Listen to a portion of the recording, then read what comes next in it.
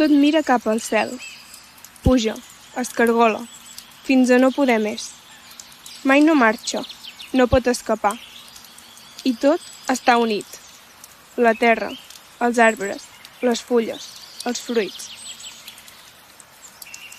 L'arbre, com la vida mateixa, ple de nusos i branques trencades que li han marcat el temps. Les persones, plenes de buidor i problemes, les intenten desviar.